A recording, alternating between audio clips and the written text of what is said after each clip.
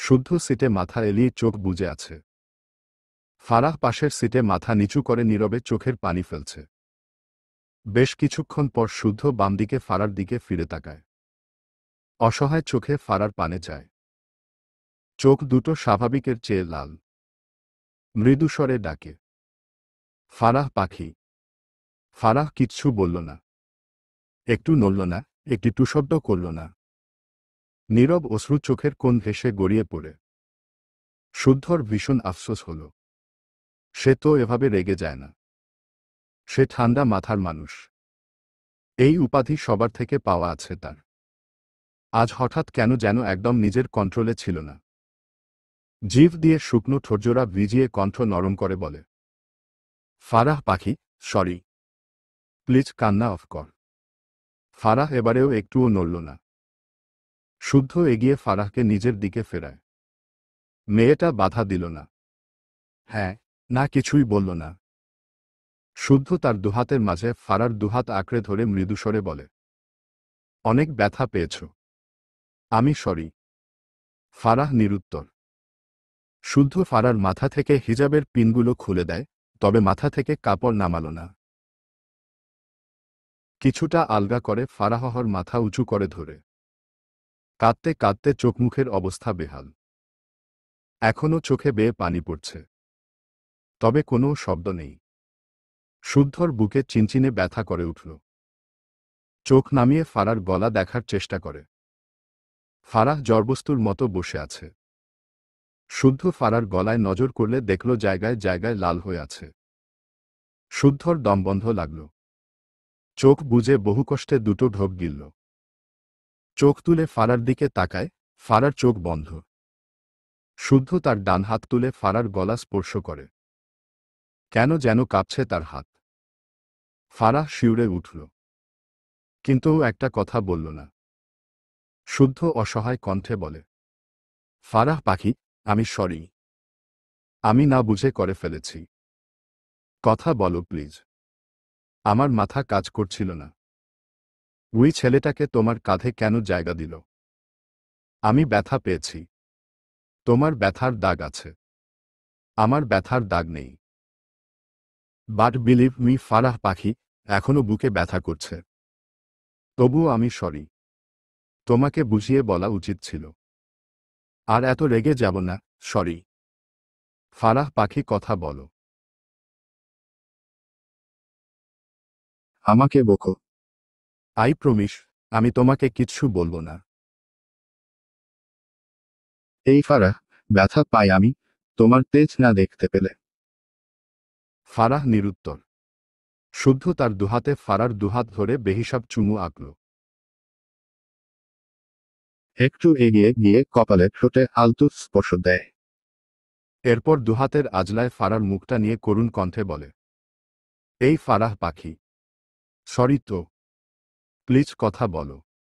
আচ্ছা, ওই ছেলেটাকে কেন তোমার কাঁধে মাথা রাখতে দিল বলো। তুমি জানো না আমার ফারাহ পাখি জাস্ট আমার। সেখানে অন্য কেউ ভাগ বসালে আমি কিভাবে মেনে নিব? একটু কথা বললে কি হয়? একটুখানি না হয় ব্যথা দিয়েছি, মেরে ফেলিনি তো। ও তো সাহস নেই তো পাখি। কথা বলো প্লিজ। ফারার নীরব, স্তব্ধ, যেন বোবা। শুদ্ধ ছটফট করে। ফারাহকে ছেড়ে তার সিটে শরীর এলিয়ে দিয়ে চোখ বুজে নেয়। ডান হাতটা চোখের উপর রাখে। কিছুক্ষণ পর গাড়ি থেকে বেরিয়ে দোকান থেকে একটা মলম কিনে আনে। এরপর ফারার দিকে এগিয়ে গেলে ফারাহ আতঙ্কিত চোখে তাকায় শুদ্ধর পানে। কিছুটা সিটিয়ে যায় দরজার দিকে। শুদ্ধ দেখল, তার দৃষ্টিতে বিস্ময়। ফারাহ তাকে ভয় পাচ্ছে। কথাটা মনে মনে আওড়াতেই বুকে চিনচিন ব্যথা হল। ফারাহ মাথা নিচু করে কুঁকড়ে বসে আছে। শুদ্ধ মাথা নিচু করে দীর্ঘশ্বাস ফেলে। হাতের মলমটা ফারার কোলের উপর রেখে মৃদুস্বরে বলে, এটা লাগিয়ে নাও। ফারাহ নিশ্চুপ। শুদ্ধ প্রায় মিনিট পাঁচেক ফারার পানে নীরবে চেয়ে রইল। এরপর আবারও বলে, ফারাহ পাখি, এটা লাগিয়ে নাও। আরও মিনিট পাঁচ অতিবাহিত হয়। কোনো সাড়া নেই ফারার। শুদ্ধর দৃষ্টির নড়চড় নেই। আবারও বলে, ফারাহ পাখি, আমার কথা শোনো। 2 মিনিট পেরিয়ে যাওয়ার পরও যখন ফারার কোনো রেসপন্স পেল না, তখন শুদ্ধ রেগে গাড়ির স্টিয়ারিংয়ে লাগাতার 4টে পাঞ্চ মারে। ফারার দিকে চেয়ে দাঁতে দাঁত চেপে বলে, এমন তেয়ারা মেয়ে আর কারো কপালে না জুটুক। সহ্যের সীমা পার করে ফেলল আমার। এই মেয়ে কথা কানে যায় না। তামাশা করছি আমি। ফারাহ কেঁপে ওঠে। গাল বেয়ে অবাধ্য অশ্রু গড়িয়ে পড়ে। তাকে নিয়ে শুদ্ধ ভাই কত বিরক্ত। কথাটা ভাবতেই কি ভীষণ কান্না পায়। তবে কান্নাগুলো গিলতে না পারলে শব্দগুলো গিলে নেয়। শুদ্ধ আবারও ধমকে বলে, কি হলো, কথা কানে যায় না? মলম লাগাতে বলেছি আমি। ফারাহ কাপা হাতে মলমটা নেয়। এরপর ধীরে ধীরে মলমের মুখ ছুটিয়ে নেয়। এরপর দুর্বল হাতে এলোমেলো ভাবে গলায় মলম লাগিয়ে নেয়। শুদ্ধ শীতল চোখে চেয়ে রইল ফারার দিকে। বেশ অনেকটা সময় পেরিয়ে গেলে ফারাহ মাথা নিচু করেই ভাঙা গলায় থেমে থেমে বলে, আমি বাড়ি যাব। শুদ্ধ ফারার থেকে চোখ সরিয়ে নেয়। কোনো কথা না বলেই গাড়ি স্টার্ট দেয়। ফারাহ জড়বস্তুর মতন চুপ করে বসে রইল। থেকে থেকে কেঁপে উঠছে এতক্ষণ কান্নার ফলে। ফারার বাসার সামনে শুদ্ধ গাড়ি থামায়। ফারাহ 1 সেকেন্ড সময় নষ্ট করল না।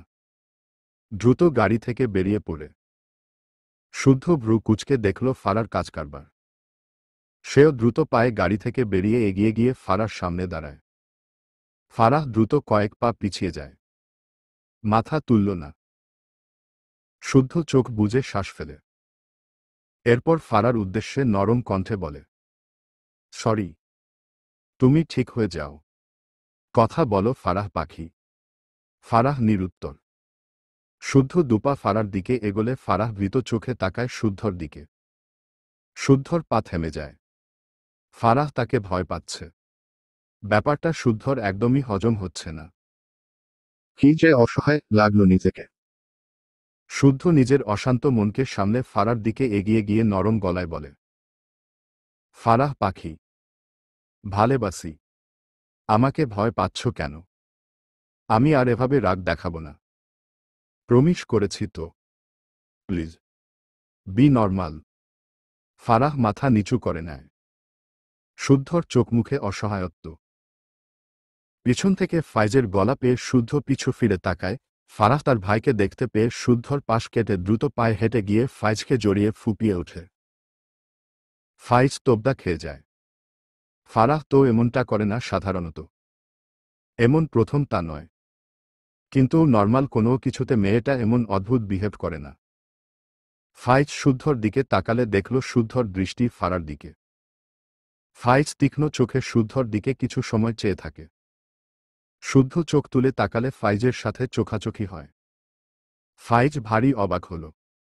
শুদ্ধকে স্বাভাবিক লাগল না। মুখ জুড়ে যেমন অসহায়ত্ব, তেমনি চোখ দুটো কেমন যেন হালকা লাল লাগল, যা স্বাভাবিক নয়। এদের মধ্যে কিছু হয়েছে। ঝামেলা তো চলতেই থাকে। এ তো নতুন নয়। কিন্তু দুজনের কারো অবস্থায় তো এত শোচনীয় হয় না। ফাইজ চিন্তিত হল। শুদ্ধর থেকে দৃষ্টি সরিয়ে ফারার মাথায় হাত বুলিয়ে বলে, কি হয়েছে ফারাহ? কাঁদছিস কেন? ফারাহ কোনো কথা বলল না। নিঃশব্দে তার ভাইয়ের শার্ট ভেজাল। যেন বড় ভাইয়ের কাছে নীরব অভিযোগ সঁপে দিচ্ছে। ফাইজ ফারার মাথা তুলে বোনের চোখ মুখ মুছে দিল। ফারাহ তার লালিত চোখজোড়া ভাইয়ের পানে নিবন্ধ করে রাখে। ফাইজ ভীষণ অবাক হয়। ফারাহ তো এভাবে কাঁদে না সাধারণত। আদরের সুরে বলে, কি হয়েছে ফারাহ বোন? শুদ্ধ কিছু বলেছে? শুধু একবার বল। ওর পিঠের ছাল তুলে নিব আমি। আমার বোনকে এভাবে কাঁদিয়ে পার পাবে না কেউ। ফারাহ নাক টানল। তার ভাইকে ছেড়ে মাথা নাড়িয়ে ছোট করে বলে, কিছু না। কথাটা বলে বাড়ির দিকে পথ ধরে। ফাইজ ফারাহকে কিছু বলল না। শুদ্ধর সামনে দাঁড়িয়ে বলে, কি করেছিস আমার বোনের সাথে? শুদ্ধর অসহায় চোখজোড়া ফারার পানেই ছিল। ফাইজের কথায় দৃষ্টি ঘুরিয়ে আনে। ঢোক গিলে বলে, তোর বোন ভালো না রে। আমার জীবনটা শেষ করে দিল। ফাইজ চোখ ছোট ছোট করে বলে, আচ্ছা তাহলে ওর জন্য ছেলে দেখছি। এমনিতেও ও বড় হয়ে গিয়েছে, বিয়ে দিতে হবে। শুদ্ধ চেঁচিয়ে বলে, আবার আমার বউকে অন্যের ঘাড়ে দিতে চাইছিস? নিজেই বললি আমার বোন ভালো নয়, তো কি করব? শুদ্ধ রেগে বলে, তোর বোন এই পৃথিবীর সবচেয়ে খারাপ মেয়ে হলেও উই আমার বউ হবে। তোর বোন যেমন তেমন বলতে পারবো না আমি। বালগুলো, হয়েছেটা কি তোদের? কি করেছিস আমার বোনের সাথে? যা ইচ্ছা করেছি, কিন্তু তোর বোনটা আমাকে কষ্ট দেওয়ার জন্য কি শুধু আমার কলিজাটাই খুঁজে পায়? শুদ্ধর কথাটা কেমন যেন শোনাল। ফাইজ কি বলবে বুঝে পায় না। এরা এমন কেন? বিয়ের আগেই একে অন্যের জীবন ভেজে ভেজে খাচ্ছে, বিয়ের পর যে কি করবে সেটা ভেবেই ফাইজ কুল পায় না। শুদ্ধ সিরিয়াস হয়ে বলে, আমি খুব তাড়াতাড়ি ফারাহকে আমার বউ করে চাই ফাইজ। তখনই ফারাহ ফাইজের হাত ধরে টেনে ভাঙা গলায় বলে, ভাইয়া ভেতরে এসো। ফারাহ মূলত একটু দূরেই আড়াল হয়ে দাঁড়িয়েছিল। শুদ্ধর লাস্ট কথাটা শুনেই এগিয়ে এসেছে। ফারার কথা শুনে ফাইজ শুদ্ধ দুজনেই ফারার দিকে তাকায়। শুদ্ধ ভ্রু কুঁচকে চেয়ে আছে ফারার দিকে। ফারাহ আবারও করুণ গলায় বলে, ভাইয়া প্লিজ এসো। ফাইজ বোনের কথা মানল। মেয়েটার অবস্থা কাহিল। শুদ্ধর দিকে চেয়ে বলে, শুদ্ধ ভেতরে আয়। শুদ্ধ ফারার দিকে শক্ত চোখে চেয়ে আছে। খুব বুঝেছে এই মেয়ে তার ভাইকে নিয়ে যাচ্ছে, সে বিয়ের টপিক উঠিয়েছে বলে। ফারার দিকে চেয়েই দাঁতে দাঁত চেপে বলে, তোর বোনকে অনেক কিছু বোঝানো বাকি আছে। বিয়ের বহুত দেরি আছে। কথাটা বলে 1 সেকেন্ডও দাঁড়াল না। গটগট পায়ে তার গাড়ির দিকে এগিয়ে গিয়ে গাড়ি স্টার্ট দেয়। বিড়বিড় করে, তেয়ারামি করে, একটুও ভালো করলে না ফারাহ পাখি। যা জ্বালিয়েছ, কত বহুগুণে যে তা ফেরত পাবে, এটা জাস্ট তোমার ইমাজিনেশনের বাইরে। আমার অপর পিঠ দেখাতে বাধ্য করলে তুমি। Let's see Farah baby. Antara মাইরার ম্যাডাম। সে ছাত্রী। যে কয়দিন দেখা হয়েছিল তাতে তো তাদের মাঝে এই সম্পর্কটিই বিদ্যমান। সেখানে মাইরা ছাত্রী হয়ে তার ম্যাডামের মুখে সালাম শুনে সালামের উত্তর আর করতে পারল না। অন্তরা মৃদু হেসে বলে, সালামের উত্তর দেয়া কিন্তু ওয়াজিব মাইরা। মাইরা জিভ দিয়ে ঠোঁট ভিজিয়ে মিনমিন করে সালামের উত্তর নিল। তার ভীষণ অস্বস্তি হল। অন্তরা জিজ্ঞেস করে, কেমন আছো মাইরা? মাইরা মাথা তুলে অন্তরার পানে চায়। ডান দিকে মাথা কাত করে জোরপূর্বক হেসে বলে, জি আলহামদুলিল্লাহ ম্যাম। আপনি কেমন আছেন? আলহামদুলিল্লাহ আমিও ভালো আছি। কথাটা বলে অন্তরা এদিক ওদিক তাকিয়ে মাইরার দিকে তাকায়। এরপর বলে, আমাকে 10 মিনিট টাইম দিবে মাইরা? তোমার সাথে কোথাও বসে একটু কথা বলতাম। মাইরা ভীষণ অবাক হয়।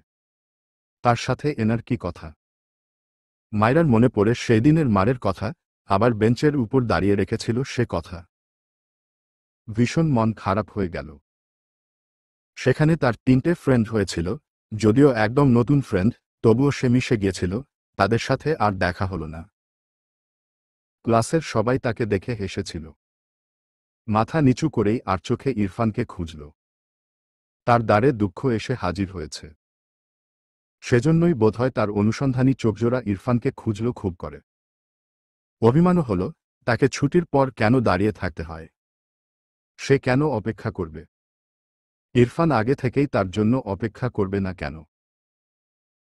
মায়রার অভিমানী মনে ভাবনা এসে ভিড় জমায়, অন্তরা তো ইরফানের ফ্রেন্ড। সেই রিলেটেড কিছু জানতে পারবে কি? অন্তরার ডাকে ভাবনা থেকে বেরিয়ে আসে। ম্যাডামকে কিভাবে নিষেধ করবে সে? কিন্তু তাকে নিতে ইরফান আসবে যে।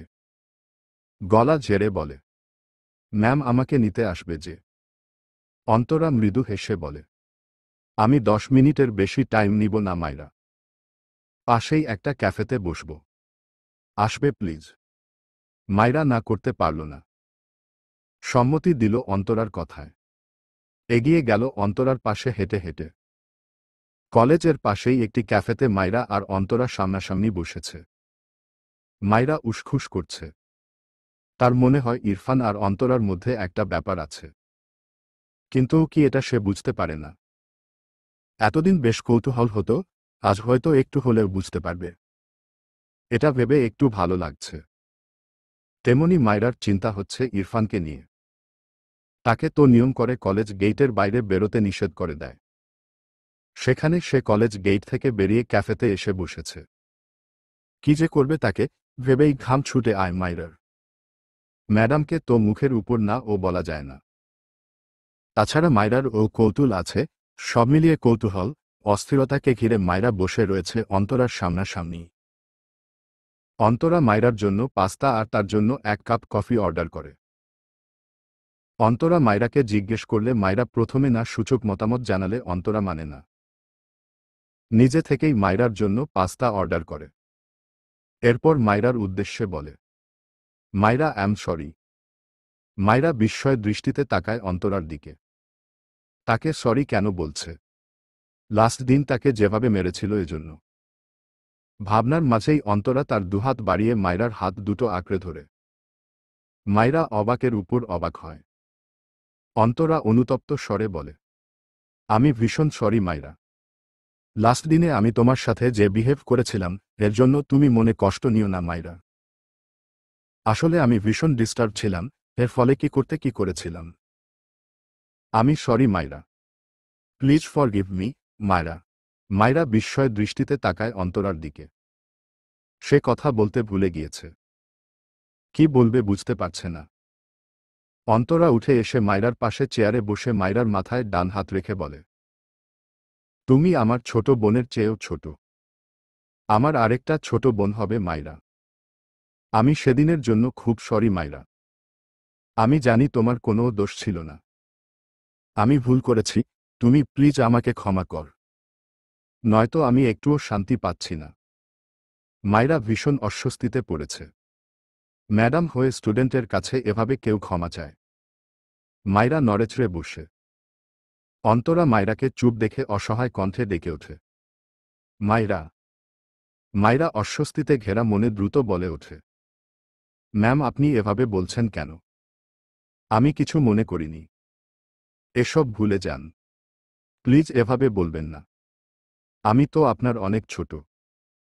তুমি সত্যিই কিছু মনে করনি তো মায়রা? আমি সরি বোন। আমার ভীষণ গিল্টি ফিল হয়। তুমি প্লিজ আমায় ক্ষমা কর। মায়রা অন্তরার হাত ধরে বলে, ছি, ছি। বারবার আপনি এভাবে বলবেন না প্লিজ। এসব ভুলে যান। আমি ভুলে গিয়েছি। অন্তরা মায়রার মুখের দিকে তাকাল। মেয়েটা সত্যিই খুব ভালো। এত কিছুর পরও কি সুন্দর হেসে কথা বলছে তার সাথে। অন্তরা মায়রার গালে হাত দিয়ে বলে, তুমি খুব মিষ্টি মেয়ে মায়রা। মায়রা মৃদু হাসল। সেই প্রথম দিন যেমন তাকে হেল্প করেছিল, খুব সুন্দর ব্যবহার করেছিল, আজ তেমন অন্তরাকে পেয়ে মায়রার চোখ মুখ উজ্জ্বল হয়। কিছু একটা ভেবে আমতা আমতা করে প্রশ্ন করে, ম্যাম একটা কথা বলি? অন্তরা মৃদু হেসে বলে, তুমি তো আমাদের কলেজে পড়লে না। এজন আর ম্যাডাম নেই তোমার। আমাকে আপু ডাকবে কেমন? মায়রার ভীষণ ভালো লাগে। এমনিতেই সে মিশুক স্বভাবের। তার সাথে যদি এমন মানুষ পাওয়া যায় তাহলে তো মায়রার কথাই নেই। ঘন ঘন মাথা নেড়ে বলে, জি জি অবশ্যই আপু। আমার এসবে জোরতা নেই। আর ভুল হবে না। একবারেই আপু ডেকে দিয়েছি। কেমন লাগলো আপু? অন্তরা মায়রার চঞ্চলতায় হেসে ফেলল। এ তো তার বোনের থেকে আরও কয়েক ধাপ উপরে মনে হল। মায়রা চোবারও বলে, আপু একটা কথা বলি। বলো। মায়রা ইতস্তত করে বলে, আপনার আর আপনার বন্ধুর মাঝে কি কোনো প্রবলেম আছে? অন্তরার মুখ থেকে হাসি মিলিয়ে যায়। ঢোক গিলে নেয়। সে বুঝল তাকে ইরফানের কথা জিজ্ঞেস করেছে মায়রা। আবারও মুখে জোরপূর্বক হেসে বহু কষ্টে দুটো শব্দ বের করে, তোমার বর। কথাটা একটু থামে। এরপর নিজেকে সামলে বলে, সে আমার খুব ভালো ফ্রেন্ড। তার সাথে আমার একটু ঝামেলা হয়েছে। মায়রা কৌতূহলবশত সাথে সাথে প্রশ্ন করে, কি নিয়ে ঝামেলা? অন্তরা অবাক হয়ে তাকায় মায়রার পানে। মায়রা একটু বিব্রত বোধ করল। অন্তরা মৃদু হেসে বলে, কোনো একদিন বলবো, একদিনে সব শুনে নিলে পরে কি নিয়ে গল্প করবে। মায়রার যদিও খুব ইচ্ছে করছে শুনতে, কিন্তু যেচে প্রশ্ন করতে পারল না। নিজের কাছেই কেমন যেন লাগল। অন্তরা মায়রার পাশ থেকে উঠে বলে, তুমি খেয়ে নাও পাস্তাটুকু, আমি একটু ওয়াশরুম থেকে আসছি কেমন। মায়রা মৃদু হেসে মাথা নেড়ে সম্মতি দেয়। অন্তরা দ্রুত পায়ে ওয়াশরুমে চলে যায়। তার চোখের কোণে পানি, গাল বেয়ে পড়ার আগেই পালালো যেন। বেশ কিছুক্ষণ পর অন্তরা ওয়াশরুম থেকে বেরিয়ে আসে, মুখে পানির ছিটে ফোটা। মায়রার দিকে এগিয়ে যেতে গিয়েও থেমে যায় বাম পাশের একটি টেবিলে শুদ্ধকে দেখে। চেয়ারে হেলান দিয়ে দুহাত বুকে গুজে চোখ বন্ধ করে আছে। অন্তরা এগিয়ে গিয়ে ডাকে, শুদ্ধ। অন্তরার ডাকে শুদ্ধ চোখ মেলে তাকায়। চোখ দুটো বেশ লাল। অন্তরা অবাক হয়। শুদ্ধর পাশে চেয়ারে বসে বলে, তুই কি অসুস্থ? শুদ্ধ চোখ বুজল, কিছু বলল না। অন্তরা ভ্রু কুঁচকে বলে, এখানে কি করছিস? শুদ্ধ বন্ধ চোখেই একটু হেসে বলে, হাঁটতে এসেছি। ওয়াশরুম থেকেই তো ফিরলি, স্মেল পাসনি। অন্তরা চোখমুখ কুঁচকে নিল। বিরক্তি কণ্ঠে বলল, তুই কি জীবনে ভালো হবি না? শুদ্ধ চোখ মেলে বলে, আরো ভালো হলে তো তোরা সব বেহুশ হয়ে যাবি। আমি ভাই দরদি মানুষ, এত মানুষকে বেহুশ করার ইচ্ছে আমার নাই। অন্তরা রেগে বলে, এখানে কেন এসেছিস? আর তোর হয়েছেটা কি? একদম হাসবি না। শুদ্ধ বিরক্তি কণ্ঠে বলে, ক্যাফেতে মানুষ কেন আসে? পেট ভারতে আসে, পেট পরিষ্কার করতে তো আসে না। কথাটা বলে শুদ্ধ আবারও আগের ভঙ্গিতে চোখ বুজল। এরপর মৃদুস্বরে বলে, তুই কি করছিস এখানে? তোর কি হয়েছে বলবি? তোকে ঠিক লাগছে না। শুদ্ধর কণ্ঠে অসহায়ত্ব, তবে মুখে হাসি। কষ্ট লাগে বাল। জীবনটা এমন কেন? ফারাহটা কেমন যেন, কি যে কষ্ট দেয় আর ভাল লাগে না। অন্তরা শুদ্ধর দিকে তাকিয়ে ভাবল কিছু। এর আর ফারার প্রবলেম কি? সুখে থাকতে ভূতে কিলায় এদের। মৃদুস্বরে বলে, আচ্ছা আমি ফারার সাথে কথা বলবো, দেখি তোদের কি প্রবলেম।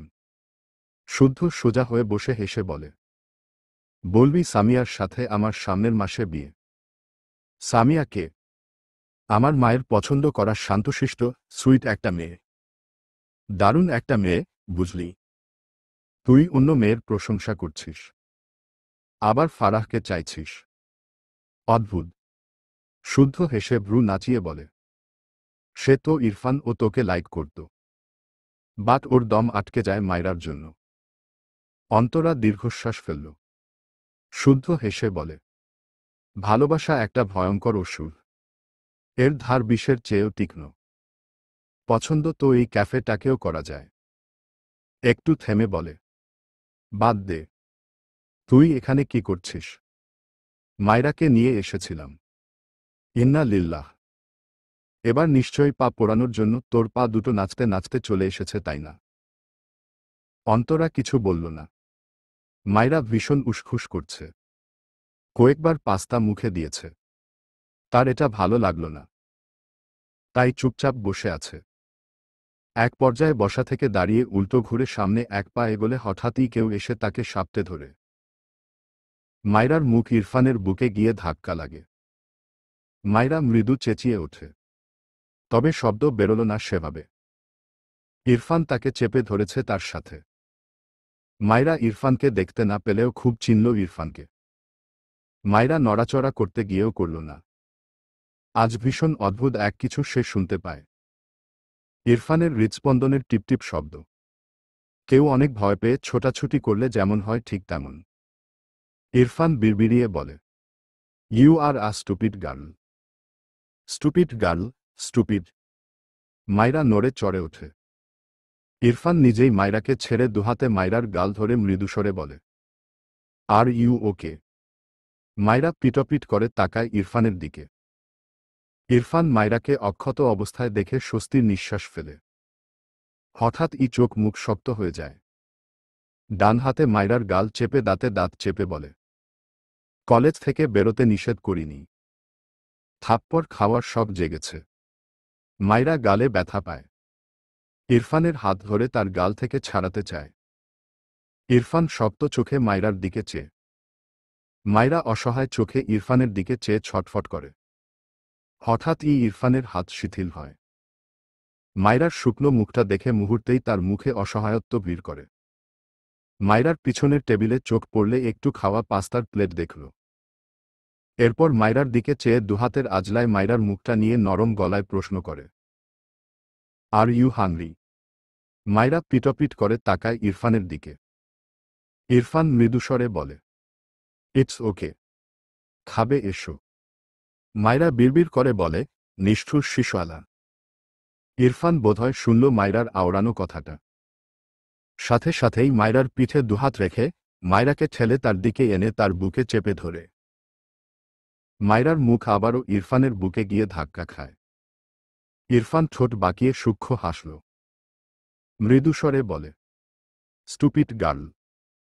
আর কখনো কলেজ গেটের বাইরে পা রাখলে পা কেটে ফেলব। মায়রা ভয় পেল না ইরফানের কথায়। ইরফানের গলা ছিল স্বাভাবিক। সে ভয় পাবে কি করে? ইরফান মায়রাকে ছেড়ে মায়রাকে চেয়ারে বসিয়ে দেয়। মায়রা ইরফানের দিকে চেয়ে নিজে থেকেই বলে, আমি বিরিয়ানি খেতে চাই। ইরফান মায়রার পাশে বসে মৃদুস্বরে বলে, ওকে। মায়রার মুখে হাসি ফুটে ওঠে। এই পাস্তা সে একটুও খেতে পারছিল না। তার আজ হঠাৎ করেই ভীষণ বিরিয়ানি খেতে ইচ্ছে করছিল।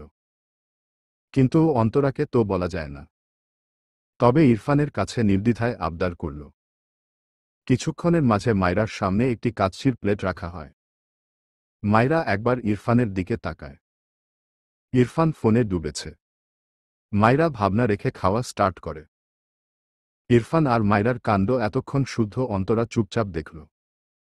অন্তরার চোখের কোণে পানি। শুদ্ধ বসা থেকে দাঁড়িয়ে অন্তরার উদ্দেশ্যে বলে, অন্তরা এখান থেকে যা। অন্তরা ভ্রু কুঁচকে বলে, কেন? শুদ্ধ বিরক্ত হয়ে বলে, কেন মানে? এর আগে হাত পুড়িয়েও তোর হয়নি। এখন ইরফান যদি জানে তুই মায়রাকে এখানে এনেছিস, তোকে সামনে পেলে ও কি করবে ধারণা আছে কোনো? অন্তরা কিছু বলল না। ভেজা চোখে ইরফানের দিকে চেয়ে থাকে। শুদ্ধ আগের চেয়ে বিরক্তি কণ্ঠে বলে, বাল যাবি? এমনিতেই মন মেজাজ ভালো না। এর মধ্যে তুই বেজাল লাগাস না তো। যা। কোথা থেকে নাসিম এসে অন্তরার হাত ধরে টেনে বলে, এই বেয়াদব আয়। কখন থেকে বাইরে দাঁড়িয়ে আছি। শুদ্ধ চোখ ছোট ছোট করে বলে, তুই কোথা থেকে আসলি? নাসিম অন্তরাকে টেনে নিয়ে যেতে যেতে বলে, পরে বলবো। এখন তুই ইরফানকে ম্যানেজ কর। পারলে বলিস বার্ডি ডলকে তুই এনেছিস। শুদ্ধ কিছু বলল না। নাসিম অন্তরাকে নিয়ে ইরফান মায়রার আড়ালে রেস্টুরেন্ট থেকে বেরিয়ে যায়। নাসিমের গাড়ির কাছে এসে নাসিম অন্তরার হাত ছেড়ে দেয়। অন্তরা নাসিমের দিকে তাকাল। নাসিমের দৃষ্টি ক্যাফের ভেতরে বসা মায়রার পানে। অন্তরা নাসিমের দৃষ্টি অনুসরণ করে পিছনে তাকাল। বুঝল নাসিমের ভাব। ঘাড় ঘুরিয়ে নাসিমের দিকে তাকায়। বেশ কিছুক্ষণ ভালোভাবে চেয়ে রইল নাসিমের চোখের দিকে। বিস্ময় কণ্ঠে বলে, নাসিম তোর চোখে পানি। নাসিম মায়রার দিকে চোখ রেখেই শব্দ করে হেসে ফেলল। একটু পর মৃদুস্বরে বলে, বার্ডি ডলকে না পাওয়ার আক্ষেপ মিটছে না। অন্তরার মুখ মলিন হল। তাদের প্রায় সব ফ্রেন্ডরা এমন খাপোছাড়া কেন? নাসিম খুব দ্রুত নিজেকে সামলে অন্তরার দিকে তাকিয়ে বলে, বার্বি ডলকে কষ্ট দিবি না আর। ও ভীষণ ভালো আর কিউট। আরেকবার ভুলভাল কিছু করলে তোর গলা টিপে মারব আমি বেয়াদব। অন্তরা হাসল। নাসিমের বাহুতে চাপড় মেরে নাসিমকে ঠেলে গাড়িতে উঠে বসে। এরপর মলিন স্বরে বলে, আমায় মানুষ যতটা অমানুষ ভাবে ততটা অমানুষও নই। শুদ্ধ এগিয়ে এসে ইরফানের সামনের চেয়ারে বসে এরপর মায়রার দিকে চেয়ে বলে, কি সুন্দর করে খাও তুমি মায়রা, হাউ কিউট, আমি ক্রাশ খেয়ে গেলাম গো। মায়রা সামনে তাকিয়ে খুক খুক করে কেসে ওঠে। ইরফান রেগে তাকায় শুদ্ধর দিকে। শুদ্ধ মিটিমিটি হেসে গালে হাত দিয়ে মায়রার দিকে তাকিয়ে বলে, মায়রার সব কিউট, এমনকি খাওয়ার স্টাইলটাও। ইস, আমাদের মতো সিঙ্গেল মানুষদের যত কষ্ট। মায়রা তুমি খাও, আমি একটু আমার চক্ষু শীতল করি। মায়রার মুখের সামনে হাত ভর্তি বিরিয়ানি। বেচারি মুখে নিতে চেয়েছিল, শুদ্ধর কথা শুনে তার হাত আর এগোয় না। এদিকে ইরফান রেগে মায়রার হাত থেকে বিরিয়ানি ফেলে দেয়। এরপর মায়রার হাত ধরে টেনে ক্যাফে থেকে বেরিয়ে যায়। যাওয়ার আগে বিল মিটিয়ে দিয়েছে। মায়রা অসহায় চোখে তার আধ খাওয়া বিরিয়ানিটা দেখল। একবার বলল, আমার বিরিয়ানি। ইরফান মায়রার গাল চেপে রেগে বলে, বিরিয়ানির নদীতে সাঁতার কাটিয়ে আনব স্টুপিড।